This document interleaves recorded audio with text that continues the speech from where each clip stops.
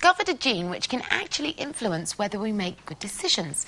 They think that decision makers are born and not made, and that those with the gene are more flexible decision makers, learning rapidly from their mistakes.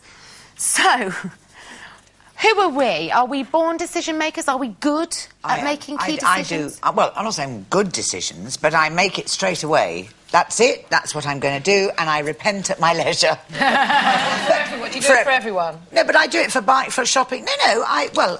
You tend to, if you've got a room full of people and what we're going to do today, you know, certainly with my children were little, I would tell them what we were going to do today. But in big decisions in my life, house buying, all those kind of things. Did you make the decision to do Strictly? That was a bad mistake. Yes, I've made two bad decisions I can think of. No, I can't say that.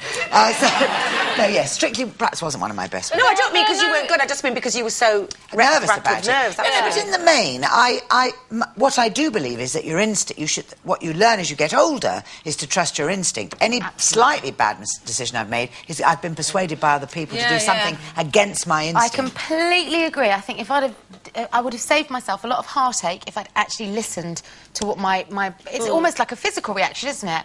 And you get persuaded into things, and it's a bad decision is like wearing an ill-fitting outfit, I think. Maybe you felt a little bit like that during Strictly. That's a great way of putting it. It's just uncomfortable and you can't quite get your arms around it. You shouldn't see things as bad decisions. They're just decisions, aren't they? Because you learn from bad decisions. I know. But not always. And then you don't do it again. But not always to great benefit. But you see, I think if you have to stress about something for too long and think about it too much, then it's obviously a no. Because that's your gut. Yeah, because if something is right, you know straight away. And if you have to think about it... See, I don't think about stuff too much. And I don't... Because I always think the answer will come to me. I just think something will happen, and then I'll know what to do. Well, you know, I'm having my 50th next year in Thailand, and I didn't quite know where to do it. And I've been looking at places, I've been doing a lot of research, and I just had no idea. And I thought, all right, just leave it. The answer will come to me. Right? And we were talking about this morning, right, weren't we? And then, blow me down. I'm in my dressing room, sitting there, like, you know, reading my notes, doing my research on the internet. And there's a knock at the door. And one of the associate producers walks in and says, "Oh, Carol, by the way, I meant to give you this ages ago. It's a thing, my friend knows this thing in Thailand. You should go there for your party." And I went, "What? Who told you to tell me that?" And you went, "Oh, I heard that you were looking for something."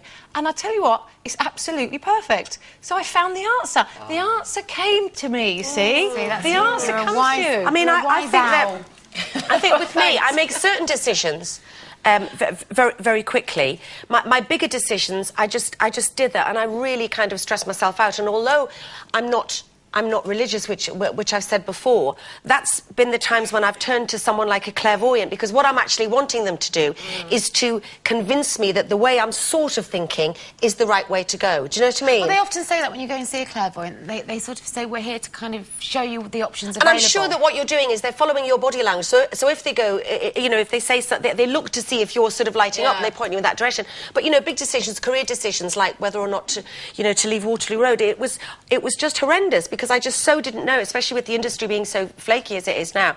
But I think ultimately it was that thing in there that just says, this is what you should do. Do you put it on to other people, though, I do. I still do that thing of, you know, phoning my dad, and it's like I want my dad to make the decision so that I can then tell him off when it all goes wrong. But things like shopping, because of my hate of shopping, and you say I'm like a boy, you know, I will go and buy the first this, the first that. My wedding dress, when I first got married, I went to Brent Cross Shopping Centre, I remember, this is 100 years ago, and bought the first wedding dress that I tried on, because it was nice, it fit me, end of story, because I have a friend who owns a bridal shop, and she said that people get engaged and go to the bridal shop the day after they've got engaged, and she says, and when are you getting married? And they go, 2023.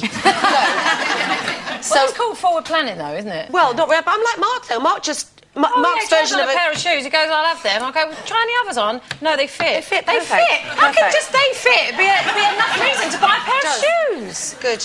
OK, well, now it's competition time, and all this week we're giving